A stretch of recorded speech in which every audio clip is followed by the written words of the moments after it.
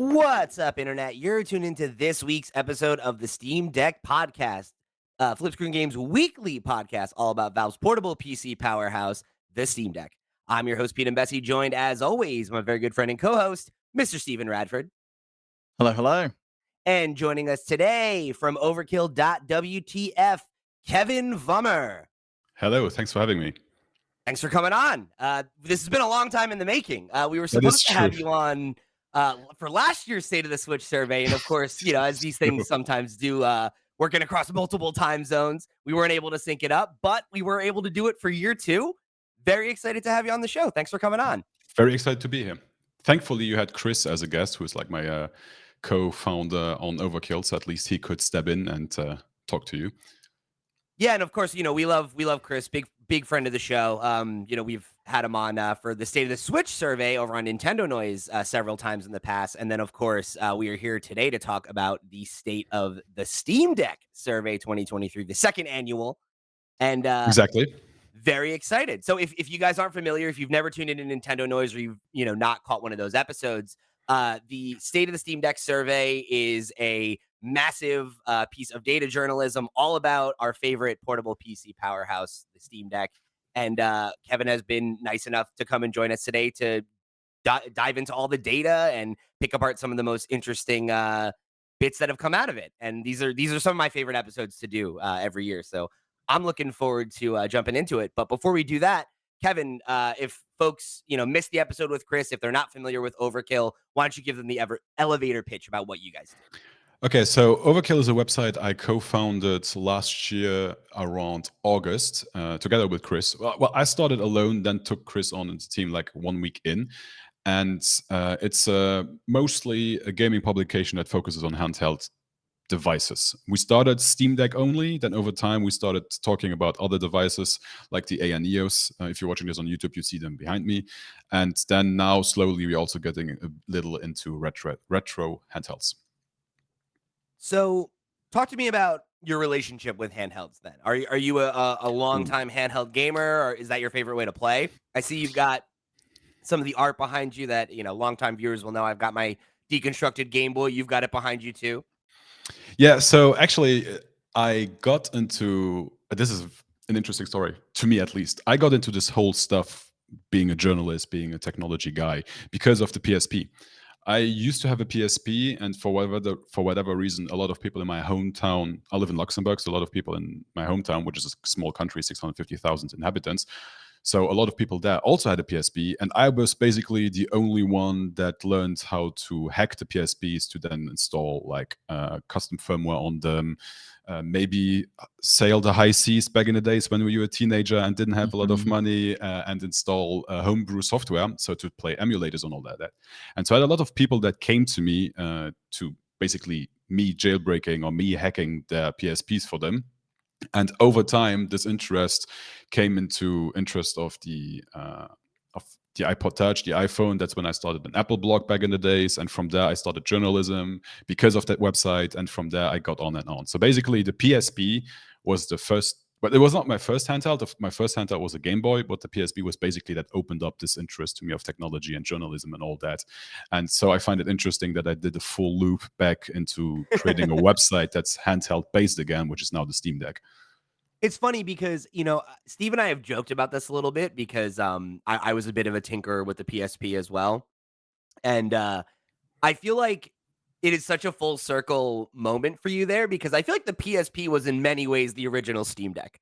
Like it was so easy to hack. There was so much like homebrew community there. And for me, that was like one of the first MP3 players that I had. It was one of the first, definitely the first dedicated emulation device that I ever had, anything like that.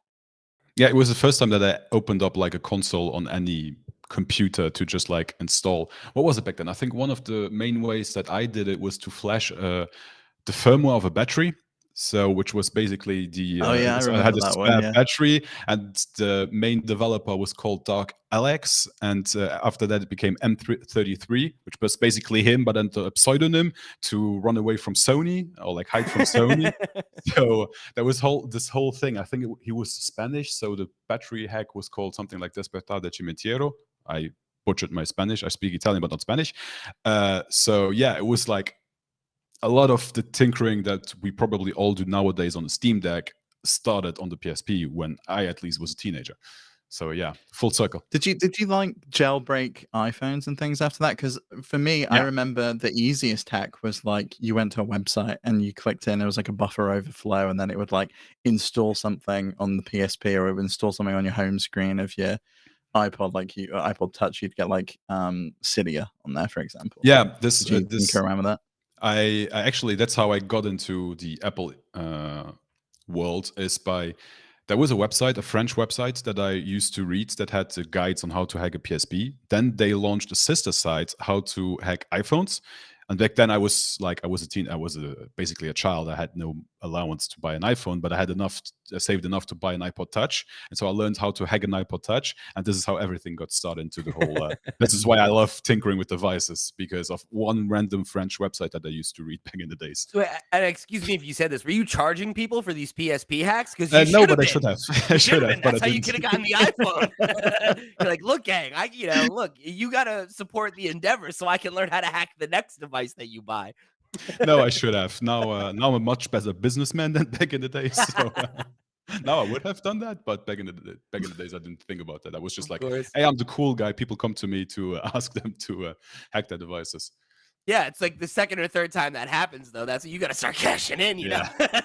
But anyway, we'll talk more about your history with handhelds on the back half of the show. Let's get into the state of the Steam Deck survey, because there's a lot of data here, and I want to make sure we have time to get into it all. So to give people a quick breakdown, right? Survey was open for from the 5th of September until the 20th of September. So we had about 2 weeks there. And we had about 50 questions about the Steam Deck, over 3,150 to be specific people participated this year, which I believe you said was what, about 3 times as many as last year, Three right? times of last year. Yeah, last year I keep saying it, we do it annually. It's the second year in a row, so technically I'm not lying. But it's legit now. Yeah, it's legit now. We had last year, I think we have 1,200, so it's basically 3 times that. But yeah, we basically tripled the amount of people that participated. You love to see that. I mean, it speaks to the growing audience, right? Because when you guys launched it last year, it was still a pretty new product. It was, when we did it last year, it was mainly during the pre-order phase, where a lot of people were like using this calculator on the subreddit to ask, am I in Q2, Q3, Q4? And so this was at the end of Q3, beginning of Q4 that we did the survey. So a lot of people didn't even have that device. So obviously a lot of people couldn't participate because all the answers would have just been, I don't have one. I have no clue how it is. So yeah. Can't wait though. Can't wait. Yeah. So one of the things that that I thought was interesting was that you broke down the demographics of the folks surveyed, right? So it was 48% of participants were in North America, which was 6% less than last year. So I guess speaking to the device starting to trickle out into more markets, or at least becoming more popular in other markets, which is great to see. Mm-hmm. Yeah, I remember last year it was even higher. Last year was like mainly the US and then followed by Europe, and so yeah, you see that it's appearing worldwide now, even including the whole deal Valve has to sell in the Asian countries. So right, it's coming. Did you notice many people who bought them on the grey market when you looked at the data set? Because we had someone write in last week who picked one up in Australia on the grey market side of things. Did you notice that 6%? Was it mainly focused in Asia, or was it kind of worldwide? It was a bit over worldwide. I think it was not just Asia. It was a bit here and a bit there. So there was some gray market stuff there. I don't have the correct numbers how many were in Australia, but what I know is that one of the feedbacks we got is that one of the questions we have is, do you own a Steam Deck? And if you click no, I basically asked for some possible reasons. And one of the reasons I forgot to add, because I just didn't think about it, is it's not available in my country, which would have been for Australia. So yeah, there are definitely Australian people that got in touch to say, hey, I don't have one because I can't get one. So I sure would like to, but yeah, exactly. So Yeah, this and is a percentage that we need to like look into more next year. But it was a small percentage again. 6% of total not being these countries basically means it's small, but it was a mix of Asian and gray market. Yeah. I I was a mean, little I guess surprised if they're by. mainly coming from Reddit, right? They're probably already invested in the Steam Deck. They probably already got one. It's probably the rare person like Costa who wrote in the last like the week before last and was like, "I listened to the show and I don't have a Steam Deck," and then he ended up picking one up anyway. Yeah. That probably read a subreddit that's about a device they don't own. Yeah, it's funny because we definitely get a lot of those folks. Like I know many people in our Discord, right? Especially have mentioned like, oh, like I wanted a Steam Deck, but I wasn't sure if I should get one, and I wanted to listen to a podcast like where they talked about it or reviewed it or whatever, and that's how I found you guys, and you guys, convinced me to jump, right? I doubt that is happening on the subreddit quite as much. Yeah, I think so. I think I did it. So I don't think so either. That it's on separate as much. It was. I also had people that said that were mostly on like on my socials, where I then like link on different pieces. Where you then have people like, Sure. "Hey, I wasn't sure if I should get a Steam Deck. No, I have a Steam Deck. Now recommend me accessories." I'm like, "Okay, Right. got you covered there too." Mm-hmm. One of the things I did want to call out, I've got the graphic pulled up for the YouTube audience now. And if you are an audio listener, this might be one worth going and checking out on YouTube because I will be bringing up the graphics alongside us and everything. Um, I was kind of surprised by the number 3 response, right? So like you said, for the main reason that folks don't own a Steam Deck, right? The number 1 was price, understandable, right? It's a big investment. Number 2 was not keen on first generation products. Also a common thread, like we have a member of our Discord, Left Eye Lazy, who's written into the show a couple times being like, I really want a Steam Deck. I have the FOMO, but like, should I wait for a revision? Should I wait for the next model? Whatever. Totally get that. The third one, though, I prefer other handhelds. I thought was interesting because it's like, well, how would you know if you don't own one? Yeah, that's But like you the might own another handheld though, right? Like maybe you did own a Steam Deck and sold it, or maybe you bought an ROG Ally and you're just Sure. like, I Okay. don't need one of these. That's yeah, interesting.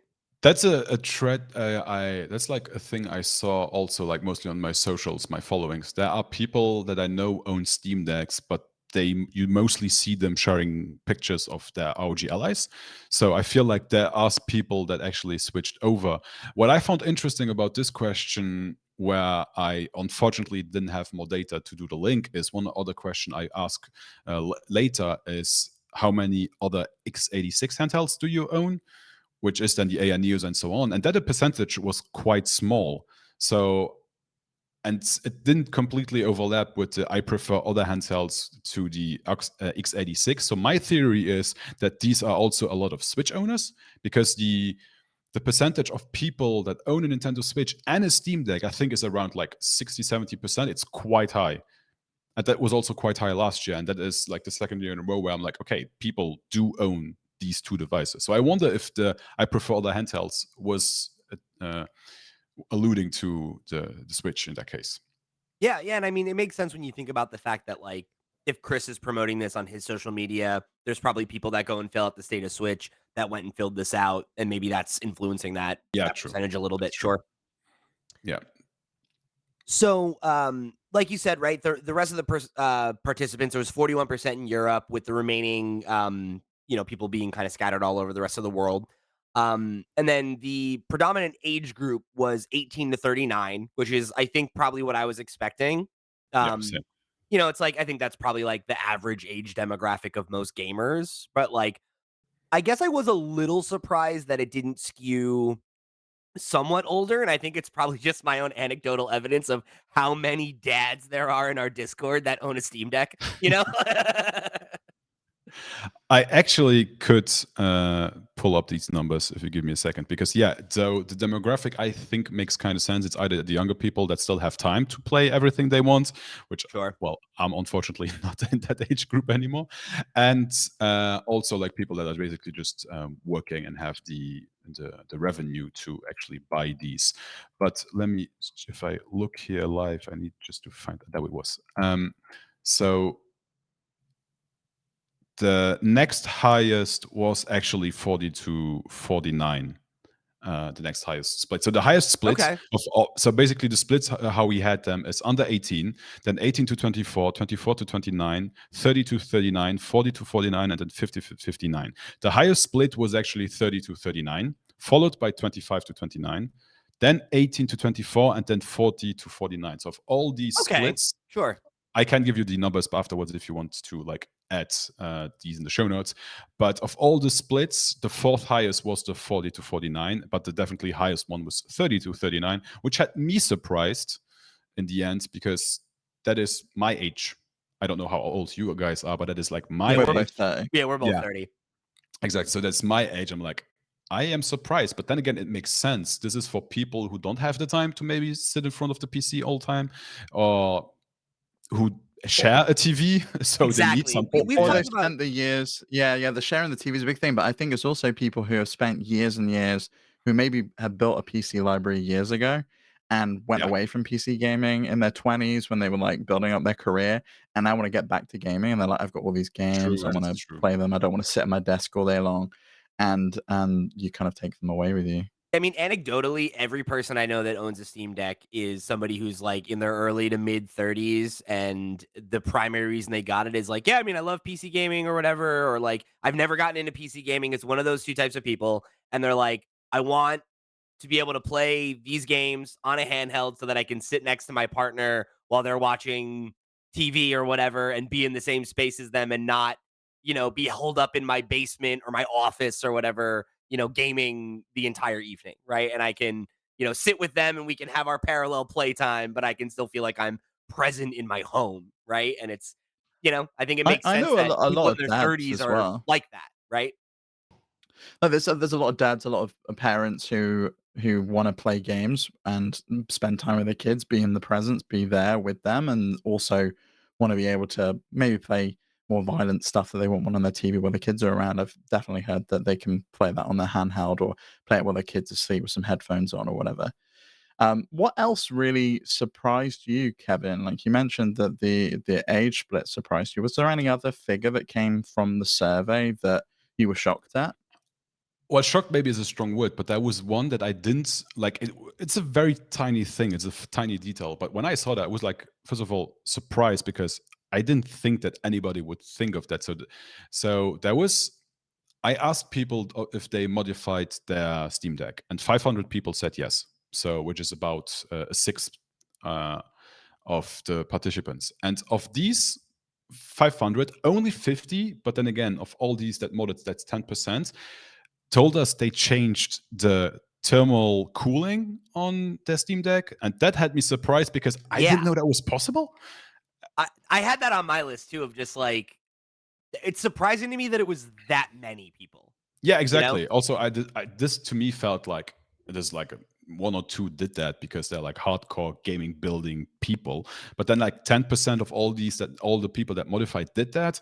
That actually made me think. So maybe we need to ask something based on this question next year because for me, and they all used. I don't remember what it's called, cryo The sampling. Cryonaut. Cryonaut. Cryobytes. Oh yeah, yeah. Everybody used that. So all the people, so this was a question where you could type in what exactly you did. Of all the 50 people that actually replied something, all used Cryonaut. I have never heard of them. It's very So I interesting. was very surprised. But I actually You had meant another one. Yeah, sorry. you mentioned carry on. Yeah, I was gonna say you mentioned other questions you wanted to add, so we can move on to that after. Yeah, one other thing that had me surprised, but that was more because of the demographic we targeted. We posted this on the Steam Deck subreddit, and the Steam Deck subreddit is like the Steam Deck subreddit. Mostly people I think would go to that website are fans. So maybe even to a point that you could call them maybe fanboys. So they are giving Steam Deck a chance where other people wouldn't. And still 65% of people said that they feel at least somewhat limited by performance. That had me surprised because I didn't think that it would be more than half. I thought it was like, okay, maybe like some of the hardcore gamers that say like, okay, I Yeah. play on a 4090 whatever in my PC, and they're like, I'm limited. I can't play Starfield at 144 FPS on my Steam Deck at ultra settings, but I still was surprised that it's that high, despite being mostly Steam Deck people. Yeah, like you had the overall satisfaction was listed as 8.94 out of 10. And like that's high, don't get me wrong, but Yeah. like I was a little surprised because that I don't know, like again, for it being a enthusiast device and the vast majority of the respondents coming from, as you pointed out, like the de facto place to go to talk about this device. I'm kind of surprised that there were that many people that that there was that much of a percentage of people that had gripes. I would have expected, if you asked me to guess, that it'll be over 9. Oh, Yeah. no, I would have thought it would have been less than that, especially considering, almost half of people said they wanted, like, a better screen and a bigger battery, and I That's think those true. are the 2 things that everyone has mentioned about the Steam Deck is, like, Yeah. it needs a better screen, it needs a bigger battery. Performance is one thing, but when I look at other devices like an ROG Ally, yeah, maybe you can eke a bit more performance out there, but it suffers with the battery, it's a different compromise that you're making. I It's a good think point. that's probably the reason why the satisfaction's still high, even though the majority of people are somewhat dissatisfied with the performance that comes out of the Steam Deck. Can I call out the 2 things I was most surprised by? So, number 1 was over half of the participants owned a dedicated dock for Steam Deck. That surprised me. I would not have expected it to be over half. I think that's like I think one thing that Valve did quite intelligently, and then of course brands like I have no clue how to actually pronounce them. GSOX, JSOC, JSOC, We say JSOC. JSOX? Yeah, Yeah. no one Okay, knows. JSOX. We have no idea, though. I think what all these brands, including Valve, though Valve is a bit more expensive, they all like jumped immediately on just like flushing the market with these stocks, and then you just feel like, yeah, I can't pick one up for 20 bucks. That's less than a game, so I'll just get one. So I feel like that's mostly that people just got one. Would have next year. I need to ask a question. Okay, you over half own one, but do you use it? Because I own. Okay, I also review them, but I own like 6 or 7 dogs, and I use none on my Steam Deck. Yeah, So I would be interested to see how often people are using it because, like, you did have the question about, like, um, usage for, like, hours per week and everything like that, but there was also, like, the where are you using it, right? Like, are you actually taking it yeah, out of the house? And, I could see that being similarly, kind of weighted, I think, as that question. I was also a little surprised. Well, maybe I'm too biased to actually say that I'm surprised, but I was a bit surprised by how high the commute, how many people take theirs on their commute, because I still find it quite large to be sitting on a Yeah. train. In my whole time of Steam Deck existence, I saw one person in the train play on a Steam Deck, and that had me very surprised. I Then have again, seen them twice in the wild, which floored me. The first time I was like, "Oh, cool," and then the next time I was like, "What? Really? A second person?" Okay. yeah, but then again, it's also more interesting because basically nobody lives in Luxembourg where I live, so the percentage of seeing one would be quite high. Yeah.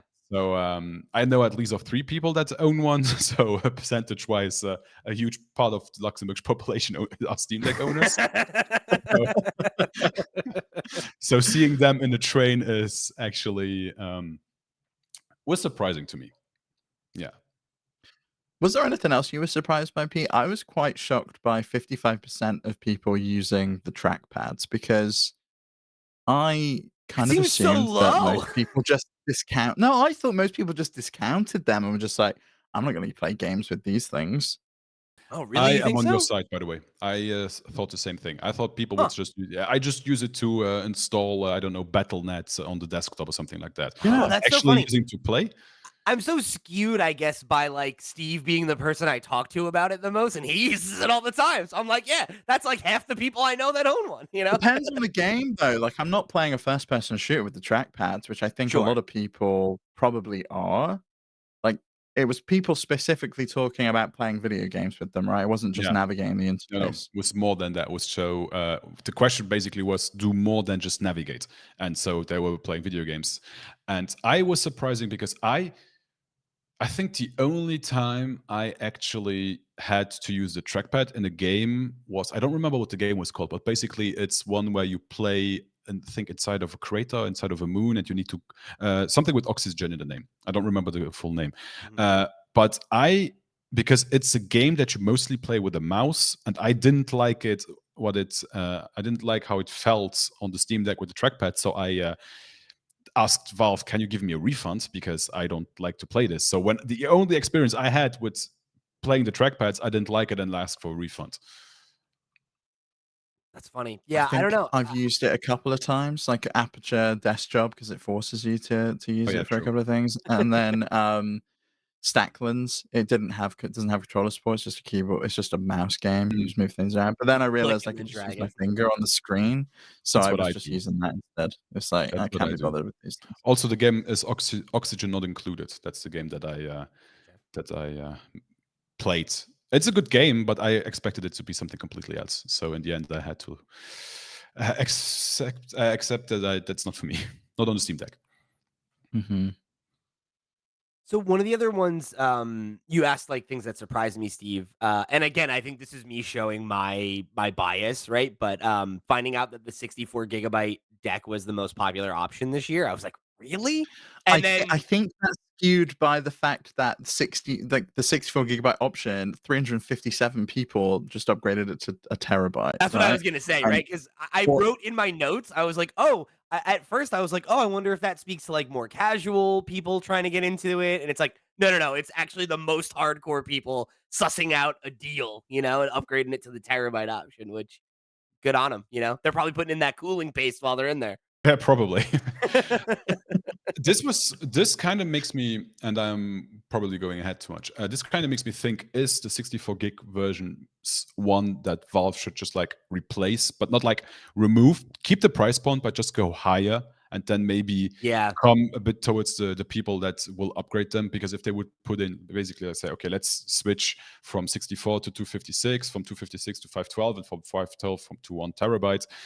Maybe that would be, maybe that would actually give us better data and showing, are people going for a deal because they say it's enough, or people going for a deal because they say, I will upgrade this regardless. So in the end, they yeah. might pay more.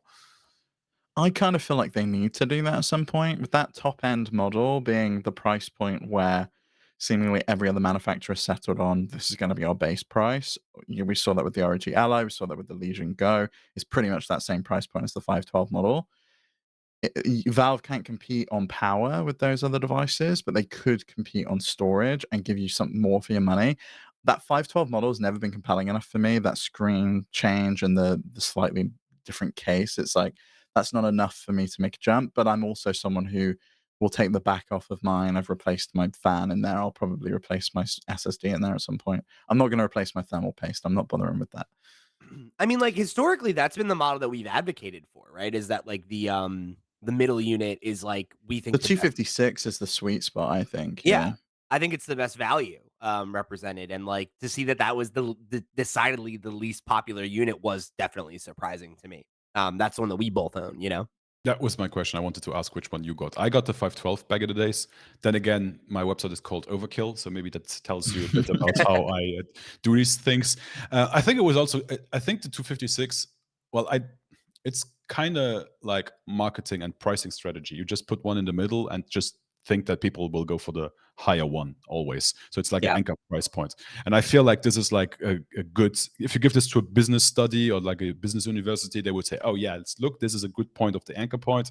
And people just go for the 512, or because it's a Chinkorous device, all for the 64 to upgrade them.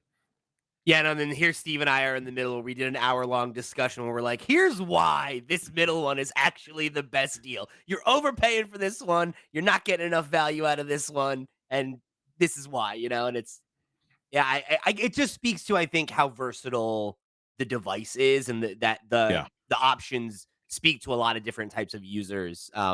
Especially like to your point, like when you can crack it open and take it apart anyway. And Valve doesn't try to punish you for that either. exactly. That's the part that makes it very interesting, unlike hacking a Switch where the moment you go online, you basically get banned. Your whole console gets banned. They're like, So, you yeah. are persona non grata, and we are sending the Nintendo ninjas to come invade your home and wipe you out. More or less that. And so I'm very happy about Valve just like saying, hey, like early on, just the moment. So I am like very Apple fan, and we mostly know how Apple is about opening the devices, anything. And when I saw back in the days Valve collaborating with iFixit to actually give you guides on how to do all that stuff, that was to me quite surprising, because I'm not a hardcore Linux user. So this whole thing about everything being open is not foreign, but it's I'm unused to it. Mm-hmm.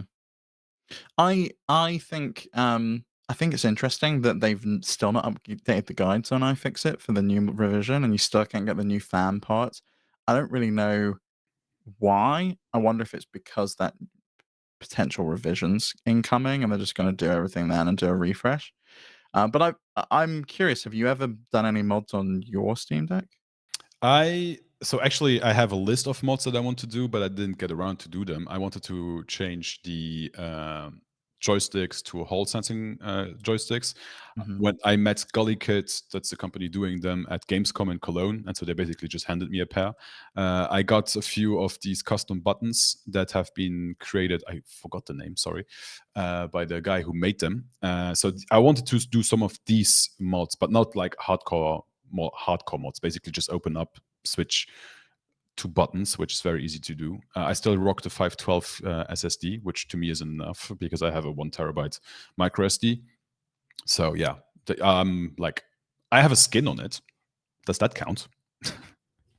I think it does. I think because I'm not brave enough to put a skin on, because I know as soon as I get a wrinkle in it, I'm gonna want to peel the whole thing off. Yep, So same. I'm probably I more fucked likely mine to up. do a shell swap. I messed mine up. I have the D brand Tears of the Kingdom fake copy skin, which I love what nice. it looks like. It looks fantastic, but I messed it up. So I have like a little wrinkle where you just see where I pulled. Basically, the way vinyl works is as soon as you pull it, it's messed up. So I had to cut Mhm. it with a knife and then like stick on top of each other to make it kind of semi look good. But yeah, it kills Oh me my god, internally I would have picked the every whole thing time. off by now. You know. Yeah, it would drive me insane, absolutely insane. But I know you do. I know you do software mods, because Kevin's the person who came up with the idea for the Decky plugin I wrote many months ago to run a VPN on. So, have you done, like? I know a lot of people seem to do emulation. I was Oh yeah, surprised that the PS2 was the most same, popular That didn't console on there. surprise me. Yeah, same. yeah. I would have assumed it was a Nintendo console. Just I don't know, because of my experience as a person. That was also surprising one to me. That surprised Chris as well, and basically told us maybe we should focus on that on Overkill. Maybe put up a guide on how to actually do that properly. I actually thought it would be Nintendo Switch, because that's what people always said. It's like the Switch Pro. It's who needs a Nintendo Mhm. Switch when you have this device? So I was surprised it's not the Nintendo Switch. So that had me very surprising, and I was also surprised that it's not like something like the Wii U, and that basically everyone is playing a modded version of Breath of the Wild, which is what I do a lot. So I yeah, mean, I was very unsurprised to see that the top 3 behind PlayStation were Game Boy Advance, Game Boy Color, and because I'm like, that was my See, I guess. Is wouldn't have like, thought a Game Boy though, because they're so low power things that yeah. that's not what I immediately went for when I got my Oh, Steam Deck. It was, I I want to mean, try out the chunky games that I can't play on anything else. of course, but I think you are showing your bias as Yeah, a that I don't like Pokemon. not a Pokemon fan, right? Which Yeah. is like, ask any person that's ever used an emulator on their Android device or, jailbroken an iPhone, and what was the first game you emulated? And I guarantee you it was Pokemon. yeah, Emerald on the Game Boy Advance. Thank you very much, Kevin. That was also what I believe it was either Emerald or Fire Red Leaf Yeah, Green. Mhm. So yeah, these two. So I that was would have been my prediction. And oh, to see PS2, I wonder. I'm like, Simpsons Hit and Run. Is it? Is there some specific game Could be that's? Tony Hawk. Yeah, I mean, that was yeah, one of the true. first games I went to do. Right, I was like, got to play through Tony Hawk's Underground. That was, I think, the first game I played all the way through on Or Super the Nintendo. GTA collection, right? Or they're all on the Yeah, PS2. That's the only way you can play the originals, like with the original soundtracks and Mhm. everything. And so, yeah, makes Yeah, I sense. was not surprised by the Game Boy Advance. I was a little surprised by the Game Boy because I feel like maybe I'm too young for the Game Boy. I had the Game Boy, I had 2 Game Boys, but like the games that were on there, it's not like I need at least some color. Give me some color. So I was surprised by the Game Boy still being that high. Then again, we kind of more or less not grouped them together, but they were kind of grouped together, and also the way that were presented. I was surprised how low the PSP and the PS Vita were for like uh, PSP fan and PS Vita fan. Yeah. They were all at the bottom. But I I was think not it's surprised by the Sega systems. it's funny. I would have thought Genesis would be higher just because like there's like Sonic and like there are like a few games like that. But I guess there's so many other ways to play a lot of those games now that like the Yeah, classics have been re-released in great formats or whatever. With the PSP and Vita, like they don't. I say this as somebody who owned both of those devices and loved both of those devices. I don't necessarily think of them as having like the most memorable libraries. Oh, You know, like PSP's got a killer library. And but I think a lot of people who love those consoles still have a Vita, and you can hack that thing so easily, and you can download basically any game you want on it, and it's yeah, emulates PSP so well that that's where I would go to play PSP. If I sure. would get my OLED Vita out and I'd play it on there rather than playing it on the Steam Deck. I was devastated that the Dreamcast didn't make the list though. That was Oh heartbreaking my for me because god, yeah, it's not even yeah, on here. it was one yeah. of the first ones I downloaded. I was like, I want to play some Jet Set Radio. I want to play some Crazy Taxi. But I love again, that I feel like console. so many of those games have had releases on other platforms, like Crazy Taxi. Maybe I don't know if there's a good. I don't remember there being one where you still have all the Offspring songs. But like, is that on GameCube? It might be because Sonic Adventure, Sonic Adventure Two, like Mhm. I saw, I guess Soul Calibur, but like, is anyone going back and playing the first one? They're trying to emulate Soul Calibur 2. Let's be real. Um, it's like what's that one we always joke about, Steve? With But Seaman never Seaman. got a re-release, and Seaman never Seaman got a should get a re-release. re-release. But Yeah. again, it's like what is the short list of Dreamcast games that you're trying to emulate that you can't emulate a re-released version that is But more or less exactly yeah, the same? for a long while, I think it was Shenmue, but that got re-released Yeah. years ago, That's a so you great could play that example, anywhere right? Like, else, that whole but trilogy's yeah. on modern consoles, you know? Yeah, well, we forget the third one exists, Pete, but it's fine. I'm sorry. I didn't mean That to I game didn't mean to that bring that game up and hurt your feelings. sucked. What Alright, about Yeah. people doing other things on their Steam Deck? Because we've got not only installing from other stores, which I was surprised at, like Heroic is way up there with 1,311 so much people.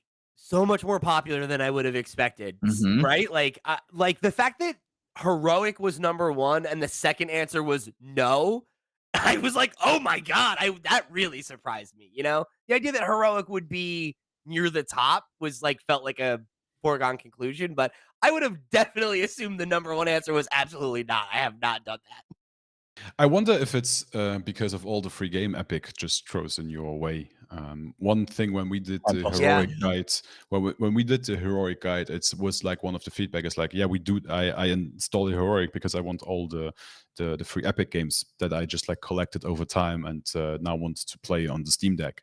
So I I think just it's like mostly that. It's just people installing heroic to play games they haven't bought. Which I mean, like, good on them, but I guess it's just like I feel like there's so many people that are staunch Steam people, and they're like, I don't Yeah, want to mess with other launchers. I yeah. want it on a Steam release. Yeah, I mean, I All right, Pete, what about the 7 people that don't own a Steam game?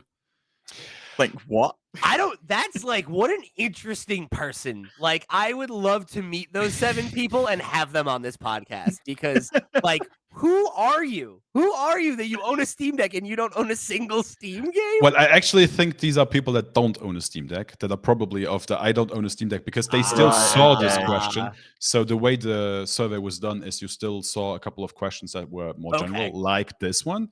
And I think that these are just people that said, like, I don't even know if they are interested. I feel like let's just presume my mother would have filled that out. She would have clicked this, but I know she didn't, so she's not in there. Wow, but Mom, yeah, come on. she didn't help. She doesn't support us. Shame. No, but jokes aside, I'm sorry because I can relate to that, Kevin, because my dad doesn't listen to our podcast, but Steve's dad listens to our podcast enough for both of us. So, hello. What's up, Andy? No, but I think that it's actually people that responded to. Maybe they came from Chris's State of Switch survey Sure. and then just like said, okay, I will complete this to help out, but I don't actually have games on Steam, which I believe means you don't have Steam, because I think if you have a Steam account, you I don't know how many years Steam exists. Steam at least once gave a free game here and there, maybe like a Half-Life or an older Counter-Strike or something like, or Portal. I think like I think all Valve games that I own, I have never purchased. I just got them from them because I bought like a Steam Link or a Steam controller or something like that. Do you still need to own a game to buy a deck? No, not anymore. Okay. Because my don't dad think so, no. bought one without having a Steam account. He created a Steam account just to buy a Steam Deck. So he would have been one of these people. hmm We found one. 6 more to go. 6 more to go. I've been saying for years I want to get him on the show, so that's perfect. He'll be on a different show, and we'll do like gaming history with my dad, where we can talk about Pong.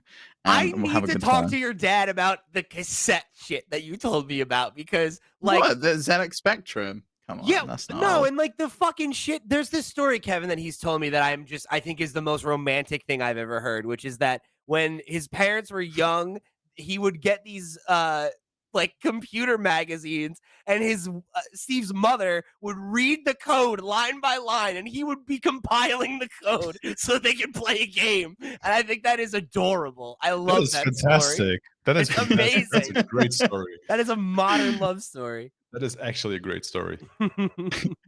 You mentioned the Steam Link. I've got Yeah. 2 questions. Do you still use that thing? I don't have mine anymore. What about the Steam controller? It is behind me. It is a paperweight. Yeah, I think I have a box here. I don't think you can read this, but this box basically just says controller, and there are just controllers like in there. I have one. I didn't get it when I got it. Like mentally, I didn't understand. Like, okay, why? Now that I have a Steam Deck, I'm like, please do a second one. I know. Yes. I love it. It was so half-baked originally, but now it's like, goddamn, like you can absolutely see how you just take the deck and like do the opposite of what PlayStation's doing with the Portal and just pull the screen out and make a big-ass controller. Like, give me a Duke-sized controller with the trackpads. I feel like that would be such a slam dunk. Yeah, I'd be totally on that. I've been playing a lot of basically streaming my PC to my TV, and it's Windows. So I have like a couch keyboard, but I would just like the couch keyboard just to click on an icon. So if I had like a controller that would, or like with trackpads that would work better than the different overlays that you can get where you can control with joysticks, I would like totally buy that. So I didn't get it now, but now I really want one. I use mine all the time. Okay. For 2 purposes. One, I can turn the Steam Deck on from across the room with the Steam controller. Tough to beat. So that's great. Sometimes I just turn it on with that, and then I'll use another controller because I don't want to play games with that. You bought it on eBay too. It's so funny. You basically bought it to be a remote. And sometimes I'll go into desktop mode and do stuff with it, and it's really handy for that. Like the two finger like touch typing is so good. I love that feature. You mentioned streaming to your PC to your TV. 956 people also did that with Moonlight, Steam Remote, PlayStation Remote Play. How many of those people who think use our tutorial, Steve? 100%. Have you ever done any of that? Did you like fuck around with Moonlight or Chiaki or anything? Moonlight was for a very long time one way I played games that were just too powerful to play on the Steam Deck, or where I basically told myself I don't want to play graphically down sized game. I want to play like the best I can currently get, even if it's just on that screen. So yeah, I did a lot of that. Actually have one of the Decky Loader plugins that integrates one-click button into the library. So they just click on that and then it streams automatically for Moonlight. I did that a lot. Though now the Steam Deck is not the handheld I use for that type of streaming anymore. What handheld do you use? What's your daily driver you mentioned is an Iron Neo, right? Yeah, my daily drive. Well, I have multiple daily drivers because I have like modes for my different handhelds. Because of one, I bought a lot of them, not all of them. Some are review units, but I also I bought them. Now I want to use them. So my streaming device, be it in-home streaming or cloud streaming, is the ROG Ally, because I find the Steam Deck nowadays a tad too heavy, and because I can actually get to 144 hertz on that resolution if I stream it over. So that's like the ROG Ally. The one I currently have the most with me is probably the ANEO R1S. It's also the one that is currently the closest, just because it's that tiny. And this is technically just what the PS Vita or PSP was for me, just emulation and a lot of indie games, because it's that small and has an OLED screen. It's powerful, so you can play your AAA games. And then the one where I say I want to play everything or the most possible is the ANEO 2S. And I'm currently reviewing the Pocket Air, which is the Android one. But I have to admit that I don't get Android as a handheld operating system. I can't figure Android out at all, even when I use it on a phone. Right? That's the new one, right? That's Air the Plus? new one, yeah. Yeah. The Pocket Air. I'm Oh, okay, the Pocket Air. Yeah, I'm like low key interested in getting one of those. I remember we talked about that a while ago, and we talked about it would be nice to have a tiny device like that to just kind of be able to put in a pocket or something like that, because it fits in a pocket. I tested that. The one. Oh, okay, that's good to know. It's if you're watching this on YouTube, I'm showing this. It's like size wise from the front, it's Kevin, the same. Can you pull them both in a little bit? We got your edges cut off here. You can put them. Yeah. That's perfect. So they are size-wise the same, but the thickness is very different. So they are much thinner, and the rest is the same. So when I hold this in my hand, I actually prefer what this feels like. So which one's which? This is the Pocket Air. This is the Android one, which is the smaller one. So I prefer what this feels in your hand because it's less thick. So it's lighter. It doesn't feel as clunky as this one, which you actually can see that it's quite thick. These are the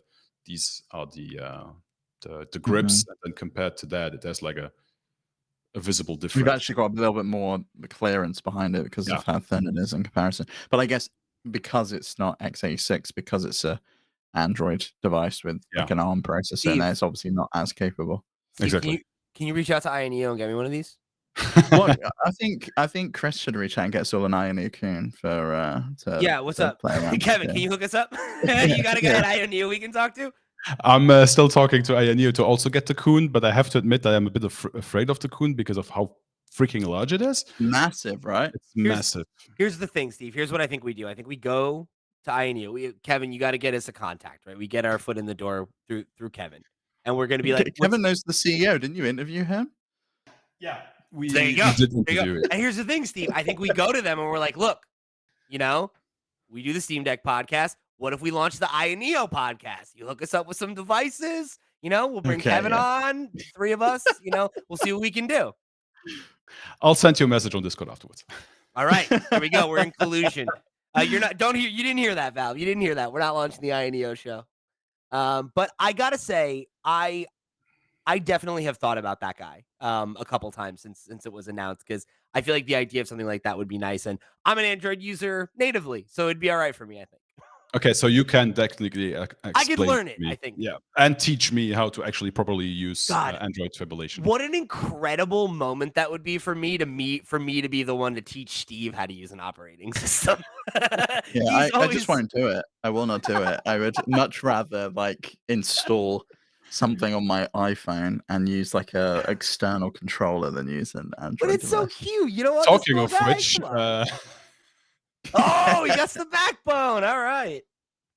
So yeah, I have the USB-C iPhone, so I had to get a USB-C backbone. And yeah, AltStore install emulations on them, I'm good. Very nice. So Hmm.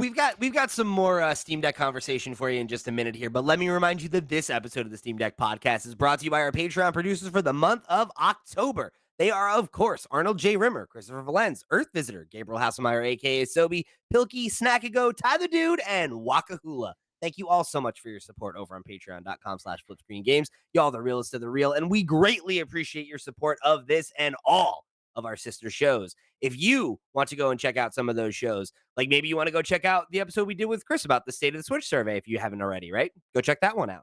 If you want to write in for the question block, I'm sorry, the Steam Docket. Recently rebranded that one, Kevin.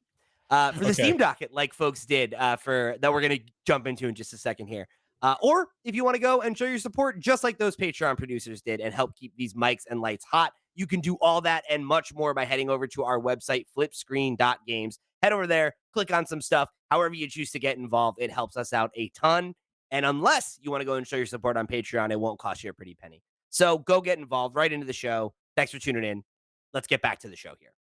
So we're gonna jump into the Steam Docket. We got a couple questions from the listeners that I want to make sure we get to. What's up, Steve? You got something? I was going to say, before we get away from INEO too much, what was the deal with the leaking of the Flip DS? Did you see about that? Yes. So, well, I'll just talk about it. They tried to pull it as a leak. So they basically sent out it was basically that marketing person just sent out an email saying, "Hey, here's a leak." I was just like, "That's a press release, my guy." Yeah, that's how that works. And so we got that email too, and we decided we will not run it as a leak because it's not a leak. That's not how that works. And then I saw day after how The Verge covered it, how the Lilliput covered it, saying like, yeah, they wanted to call it a leak, but it's not a leak. So we called them out for calling it a leak. But basically it was just like, here's some information, here are pictures, leak it. Even though Bizarre. Absolutely bizarre. that was a weird marketing tactic that I didn't. I'll tell you what. Weird tactics aside, I love this idea. That is another fact, yeah. Like, what the hell, right? Like, it's impossible to, I mean, like, it's not, but it's a huge pain to emulate any DS or 3DS games. So having a dedicated device that you could do those things on, and then like for like content creators and stuff, right? Because like historically, those have been two of the hardest consoles to capture footage on. Like, oh my God, what an amazing advantage this thing will be for those who are inclined. What was a device called? Microsoft Surface Duo? Is that the one that has which is two basically screen. the dual screen, but it's not like the new flip phones, but it has like the actual bevel, the bands, you see it.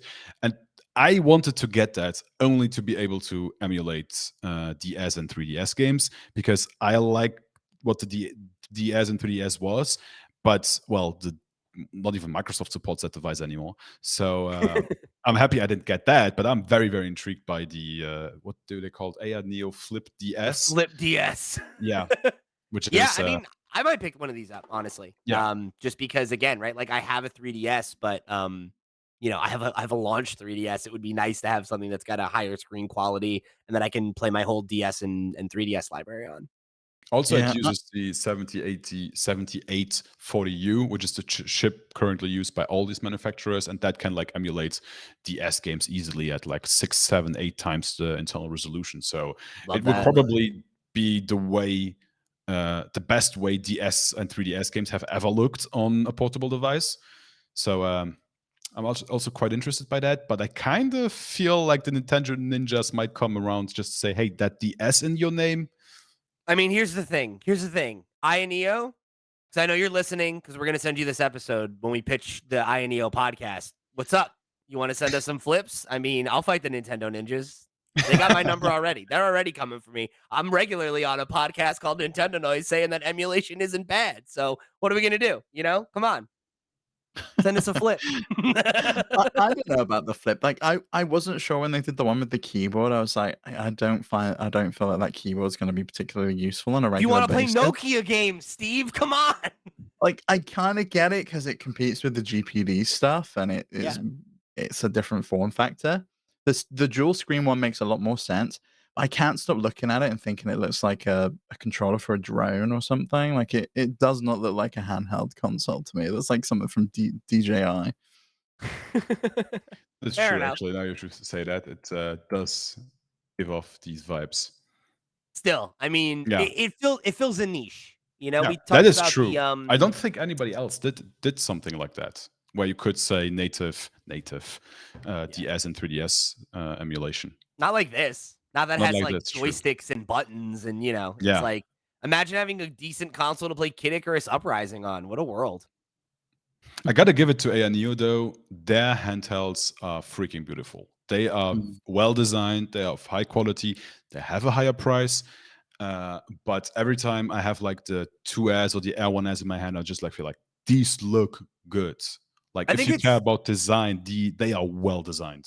that one has a really nice aesthetic, and I think it's cool that they're like starting to like niche down a little bit and be like, we're gonna make this like super light pocket edition that's specifically aimed at retro gaming. We're gonna make this DS thing that's targeting the 3DS and the 2DS. We're gonna have this super high end device. Like, it's cool that it seems like they're kind of trying to push the boundaries and see like what are the areas that they can, or what are the niches that they can fill, and like how can they expand out like their line to do more unique and interesting things. I also think they have to, because now that the Steam Deck first and then the ROG Ally next open up the floodgates for all these other laptop companies, basically, and PC manufacturers to come on the market and say, like, okay, we can work with AMD, get like this Z1 Extreme chip, put it in everything we do. We have Lenovo coming, probably Gigabyte is working on something, Alienware might be working on something. So that segment there, that $600 price point for devices like these, I feel like that will become very, very crowded by these big Yeah. players. So you have these little boutique shops. I don't know if boutique is the correct term, but these little shops like ANE or GPD, AYN, they all have to come in and do something different. Otherwise, they will just like, why should I go for you, pay 300 or for 500 US dollars more if I can get the same or more or less the same by one of these big brands where I can just like literally walk into a shop, and if it doesn't work, I can bring it literally to that shop and say, hey, I have a problem.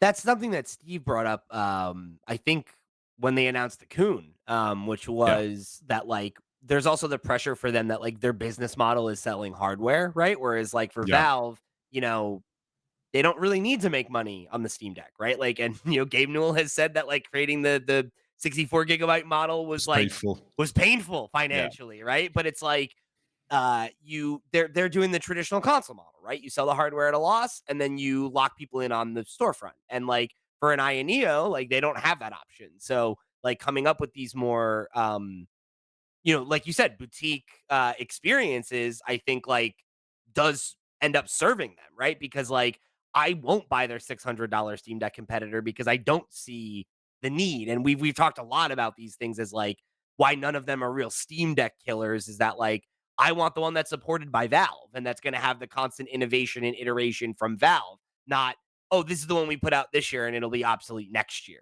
right? Whereas like something like the Pocket, something like the Flip, like those do speak to me because they fit very specific niche use cases that I have as a very specific niche gamer.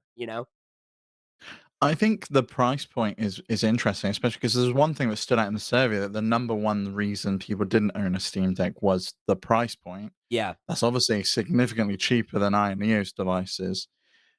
You're not going to go for an INEO device. You're not going to be able to compete with Steam if people are even saying that the Steam Deck's too If price expensive. is the problem, right? Yeah. Yeah, that's a good point. All right, so let's jump into the Steam docket. We got some questions I wanna get answered here. This first one comes from Team Linux 01, who said, "How much interest is there for running another Linux distro on the Steam Deck? I know it is more for tinkerers. The Steam Deck seems to attract tinkerers. I have personally tried Nobara Steam Deck Edition and Bazite, it's Bazite, on the deck at different points. I have moved back to SteamOS at the moment, but Bazite is improving rapidly." Is that something that you saw a conversation about, Kevin? So that was a question that I actually didn't ask, where I felt like that was my bias coming through. I'm not a Linux person, so when I I asked people, how many of you run Windows, which is a very tiny percentage of the people that answered. I think it's like in the 1%. And how many people of you considered? That was a bit higher, but I didn't think of asking for another Steam, for another Linux operating system, because for me that is just SteamOS. Why would you install anything else? But we got feedback, not a lot, but I feel like the feedback we got were from the vocal fews that said like, I run another Linux operating system on it, and I'm like, okay, I completely didn't see that. I didn't like think of that as an option. So this is definitely a question we will include next year. But yeah, there were a few people, not a lot, but they were very loud and Yeah. sharing their feedback. I do love that about my experiences with the Linux community so far. Is like it is a there are dozens of you out there, but you are you are diehard fans, and I love that. I really do.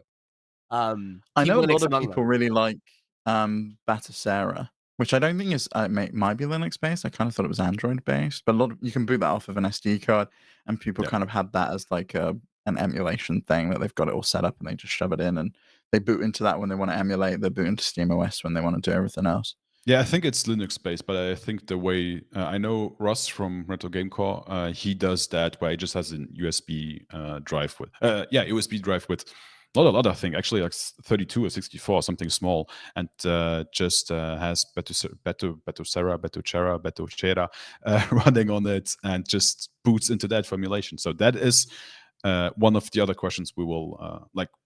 One of the options we will add: are you actually running this? Maybe, and then at the field, like, how do you use it? I don't know if either of you know the answer to this, but what is the advantage of running, I'll say Batacera, amalgamation of some of the names we threw out there, I think, for emulation when you have something like EmuDeck as an option? Like, why would you want to launch a different OS specifically for emulation? I think I have an answer. Maybe it's not the correct one, so Steve, you can correct me if you know better. I think it's just the plug and play way of it. You can just have like your whole library on one stick, and then wherever you go, you just stick it in. That sounds weird, and can play all your emulation on there. And I think it's just like that you can be at a friend's place, have a controller with you, and then Gotcha. just Okay. USB stick, and then Steam Deck USB stick. Maybe on your own machine, something on connected to the TV USB stick. I guess you could leave it plugged into your dock or something like that. Yeah, for example, true, and then That's like cool. save Okay. space. I have like a 512 gig. I have multiple micro SD cards. I have a 512 gig one that is like 80% emulation.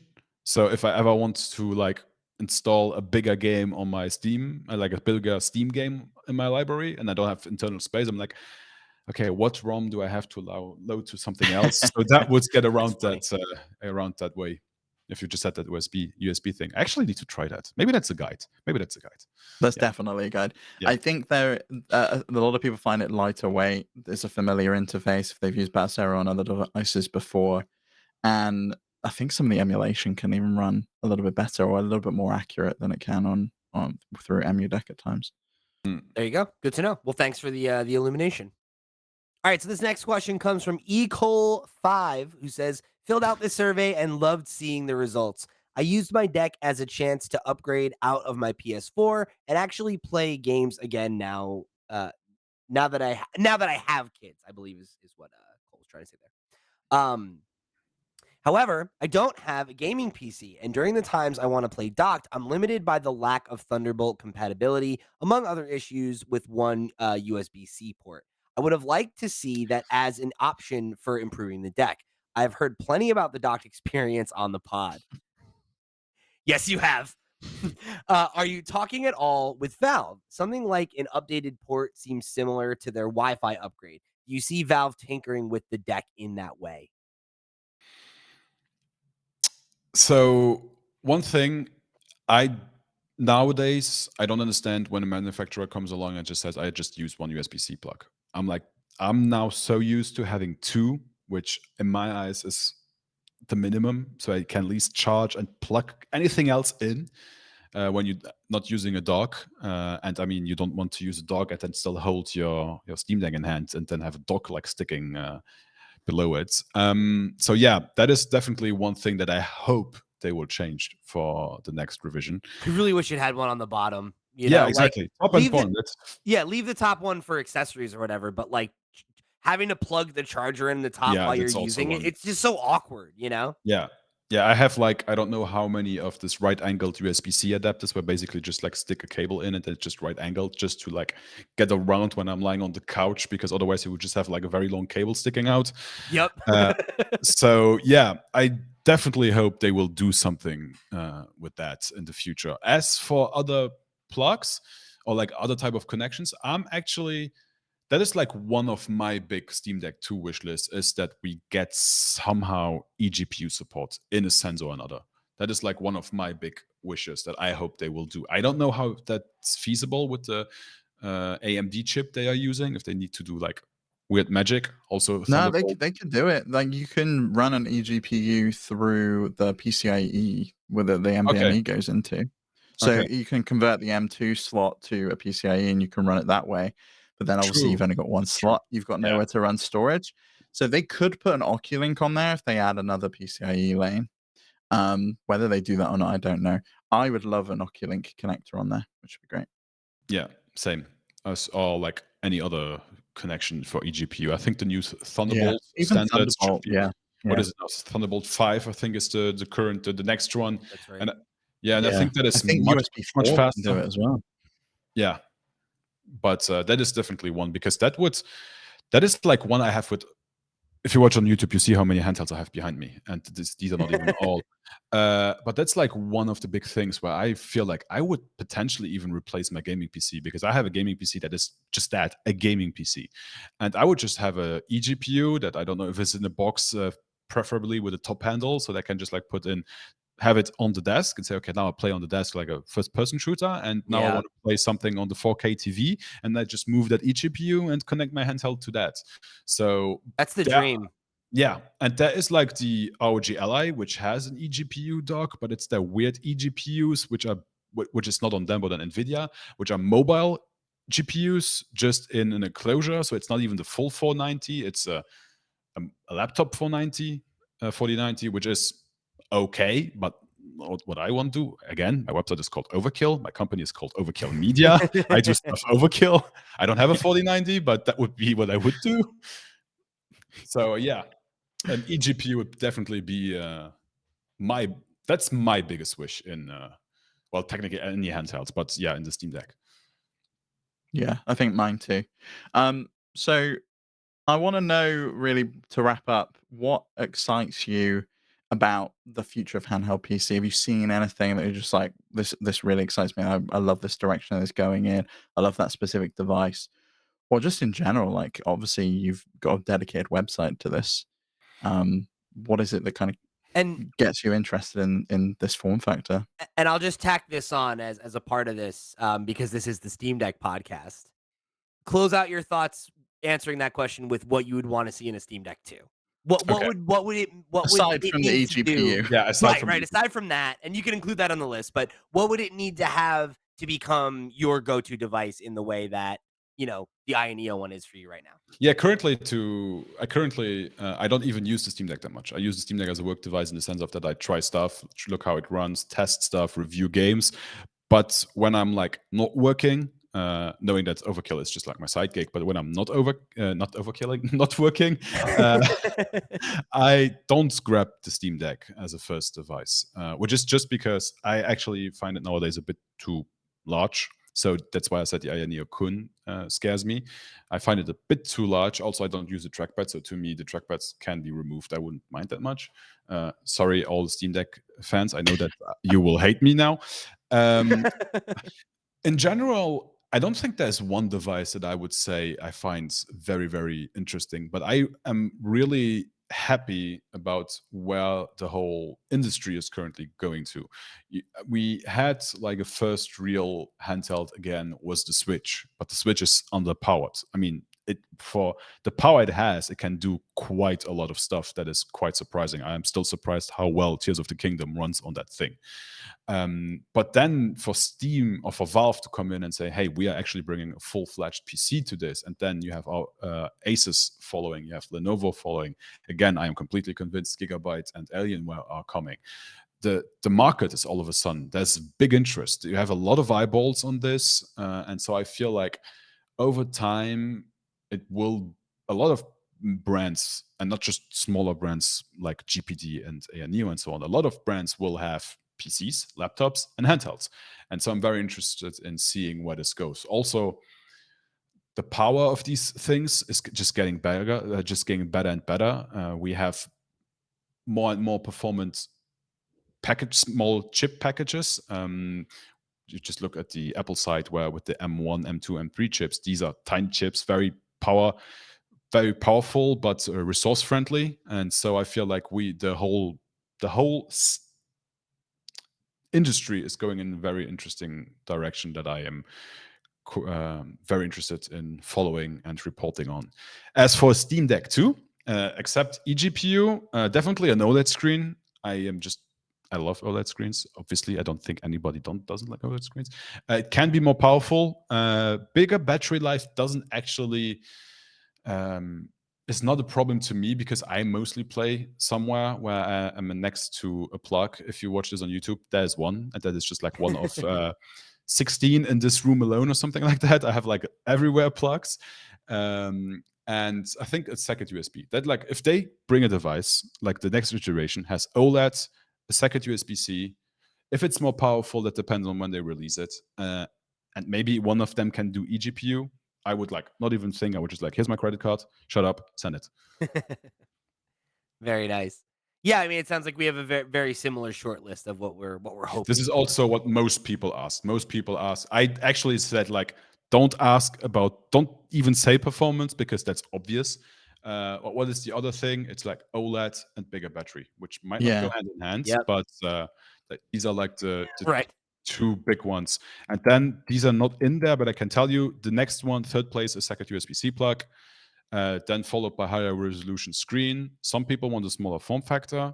Then there were actually 70 people, which was surprising to me, that wanted to default to Windows. Next place, clamshell device, and then a few people, 13, that wanted a different controller layout. I think it was something I would want is a VRR display as well. Have you found using the ROG that is beneficial to you? I find it. I don't actually know of the VRR part. I just find it beneficial that it goes up to 144 hertz. So I actually say that feels smoother. I don't have a lot of experience with games actually running locally on the thing. I mostly have like streamed, and then they just like, I have a 3070, and that can like push that easily. Yeah. And so yeah, higher refresh rate would be cool. Also, one thing, and I don't know how much of a difference that makes, because it runs Linux and Proton and so on. Maybe a natively landscape panel, because right now it's using a portrait panel that is just turned into the firmware into landscape. Maybe that would also help with refresh rate and so on. But I don't have a strong opinion on that front. Give me OLED, then at least 60 hertz. The rest we can discuss. We can talk about it. Gabe, get in touch. Get in touch, Gabe. All right. So before we head out, big thank you again, Kevin. Thanks for coming and hanging out with us. Yeah, absolutely. Anytime. You're welcome. Anytime you want to come and talk smack about the Steam Deck. I'll gladly join again. I'm sure the folks would love to hear you talk about some of the other devices. So let people know where they can find you. Let them know where they can find Overkill and all the cool work that you guys are doing. So easiest to find us is OVERKILL.WTF. That's where you find us, the website. Then if you go to youtube.com/@OVERKILL.WTF, all in one, that's where I start putting up more and more reviews. And for me personally, I'm currently on how to say, I don't really like social media currently. It just all annoys me. That makes sense. So mostly Overkill. Find me through Overkill. That's the easiest way. All right. Well, we'll have a link down below, so everybody make sure you go and give them a click. Go check out the rest of the State of Steam Deck 2023 results, because there's a bunch of other data in there that we didn't even get to touch on. So make sure you go check on that, because it is well worth your time. And make sure you keep it tuned for next year's survey, and you go and follow along so that you're ready to participate for next year. Because I want to see those numbers triple again, get up to 9,000 for next year. Let's do Me it. too. I mean, it will be much more work to go through them, but yes, me too. And I mean, it will only become more questions. That's like the thing. It will just get bigger and bigger and bigger. And so at a certain point, I'm like, okay, help. But so far, I'm managing. Awesome. Well, I look forward to the next time we can chat, Kevin. Thanks again for joining us. Remember, guys, if you want to show your support for the show, if you want to write into the Steam docket like folks did this week, or if you want to go check out some of the other cool content we've got for you all across the web, head over to flipscreen.games. That's our website where you will find links to all that and much, much more. However you choose to show your support or join the community, we thank you for tuning in to another episode of the Steam Deck Podcast. For the crew, I've been Pete. He's been Steve. All the others been Kevin. We'll see you next week. Bye.